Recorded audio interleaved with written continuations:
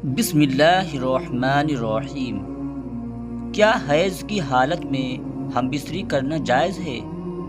دوستوں، آج میں آپ لوگوں کو یہ بتانے کی کوشش کروں گا کہ حیض کی حالت میں ہم بستری کرنا کیسا ہے۔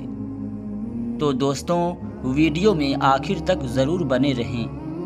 دوستوں، اللہ تعالی سورہ بقرہ میں ارشاد فرمایا، تو عورتوں سے الگ رہیں حیض کے دنوں، اور ان سے نزدیکی نہ کرو جب تک پاک نہ ہو لیں۔ پھر جب پاک ہو جائیں تو ان کے پاس جاؤ جہاں سے تمہیں اللہ تبارک و تعالی نے حکم دیا۔ دوستوں، حیض کی حالت میں ہم بستری کو جائز جاننا کفر ہے، اور اگر حرام سمجھ کر لیا تو سخت گنہگار ہوا، اس پر توبہ فرض ہے۔ کچھ فقہا نے اس حکم کی خلاف ورزی پر حدیث کے مطابق کفارہ بھی رکھا ہے۔ اگرچہ ہمارے امام اعظم کے نزدیک کفارہ ادا کرنا واجب نہیں، توبہ اور استغفار واجب ہے۔ جس شخص سے شہوت کی بنا پر حیض کی حالت میں ہم بستری کا گناہ سرزد ہو جائے تو اسے 1 دینار یا آدھا دینار بطور کفارہ صدقہ کرنا چاہیے۔ اگر آمدنی زیادہ ہونے پر یہ گناہ کیا تو 1 دینار، اور اگر آمدنی کم ہونے کے بنا پر یہ گناہ ہوا تو آدھا دینار صدقہ کرنا مستحب ہے۔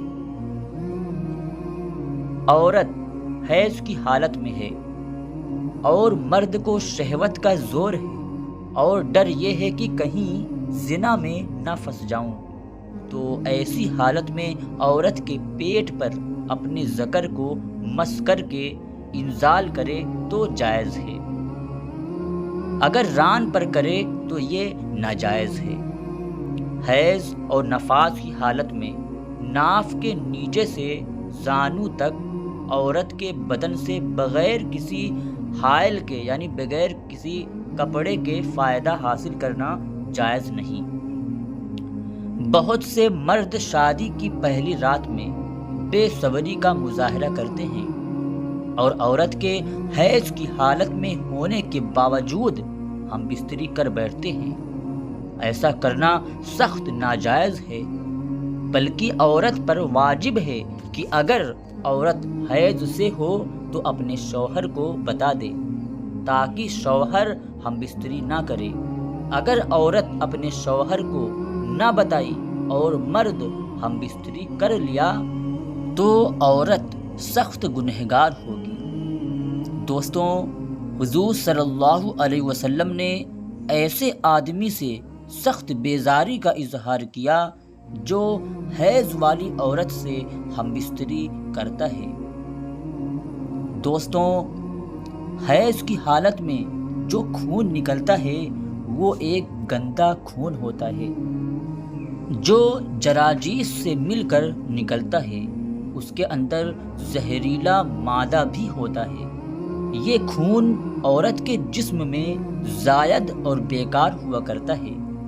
اگر یہ خون عورت کے جسم میں رہ جائے، باہر نہ نکلے، تو عورت بہت ساری بیماریوں میں مبتلا ہو جاتی ہیں، اور اس حالت میں ہم بستری کرنا مرد اور عورت دونوں کے لیے نقصان دہ ہے، اور خاص طور پر عورت کو زیادہ تکلیف دہ ہے، کیونکہ عورت کے فرج سے لگاتار خون نکلتا رہتا ہے، جس کی وجہ سے وہ جگہ بہت ہی نرم اور نازک ہو جاتا ہے۔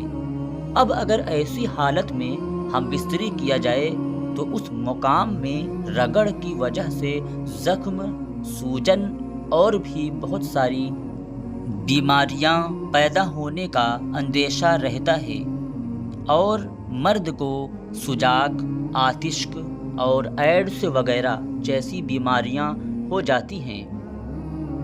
عتبہ نے لکھا ہے کہ ماہواری کی حالت میں ہم بستری کرنے سے آتشک وغیرہ بیماری ہو جانے کا اندیشہ ہے۔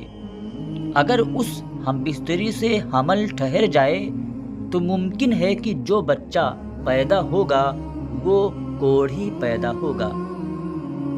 حدیث شریف میں ہے کہ حیض کی اولاد کو جذام ہو جاتا ہے۔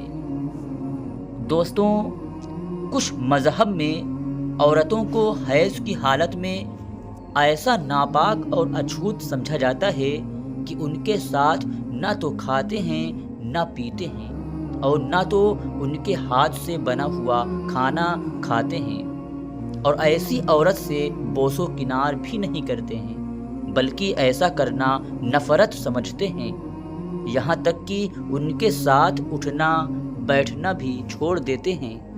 یہ سب باتیں بیہودہ اور بیکار کی باتیں ہیں اور جہالت کی باتیں ہیں، لیکن ہمارا پیارا اسلام اعتدال کا حکم دیتا ہے کہ عورت حیض کی حالت میں ناپاک نہیں ہوتی ہے کہ ان کے ساتھ کھانا پینا اٹھنا بیٹھنا بھی حرام ہو جائے، بلکہ عورت حیض کی حالت میں فاتحہ وغیرہ کا کھانا بھی بنا سکتی ہے۔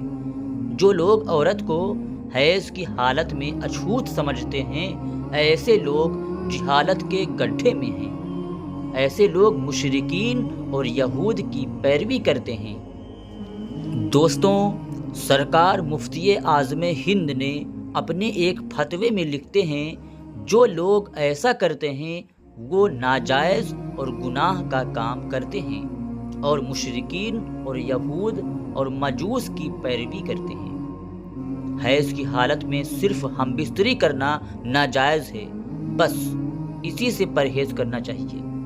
مشرکین یہود اور مجوس کی طرح حیض والی عورت کو چھوا چھوت ماننا اور جاننا سمجھنا، عورت سے نفرت کرنا بہت بڑا گناہ ہے۔ یہ سب ان کی من گڑھت باتیں ہیں۔ حیض کی حالت میں عورت سے ناف سے اوپر اور گھٹنے سے نیچے چاہے جس طرح نفع لینا چاہے لے سکتا ہے، کوئی حرج نہیں۔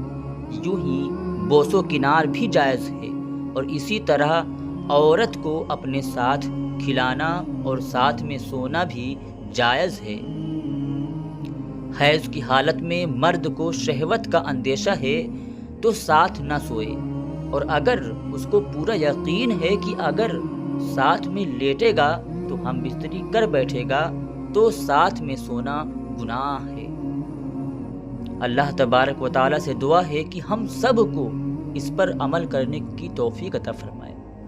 دوستوں، ویڈیو اچھی لگی ہو تو ایک لائک ضرور کریں اور اسے زیادہ سے زیادہ شیئر کریں، اور مزید ایسے ہی ویڈیوز دیکھنے کے لیے ہمارے چینل کو سبسکرائب کر دیں۔ شکریہ۔ خدا حافظ۔ السلام علیکم ورحمۃ اللہ تعالی وبرکاتہ۔